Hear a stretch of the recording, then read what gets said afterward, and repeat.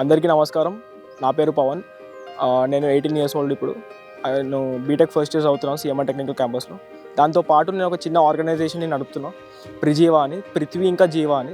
పృథ్వీ అంటే మనందరికీ తెలుసు, పృథ్వీ అంటే భూమి అని. జీవా అంటే బీయింగ్స్, యానిమల్స్ వస్తారు, మనుషులు వస్తారు, అన్ని రకాలు వస్తారు. మేము ఈ రెండింటి మీద పనిచేద్దామని స్టార్ట్ చేసినాక ఏం తెలిసిందంటే ఈ రెండింటికి ఒకటే పెద్ద ప్రాబ్లం ఉంది, అది సివిక్ సెన్సెస్ అంటే ఇప్పుడు ఎట్లా చెప్పాలంటే రోడ్ల మీద చెత్త పడేయడం, రోడ్ల మీద ఉంచడం, రోడ్ల మీద వాష్రూమ్ పోయడం, మొత్తం ఎట్లా అంటే ఇట్లా మంచిగా ఉన్న చెరువుని నాశనం చేయడం, దీని అంతా సివిక్ సెన్సెస్ అంటారు. మేము దీన్ని ఫోకస్ చేసి దీని మీద వర్క్ చేస్తున్నాం. దీన్ని పార్ట్లో మేము క్లీనప్ డ్రైవ్ చేస్తాం. దిస్ ఇస్ ఆ 4th క్లీనప్ డ్రైవ్. అంటే అన్ని కొలాబరేట్ చేస్తాం.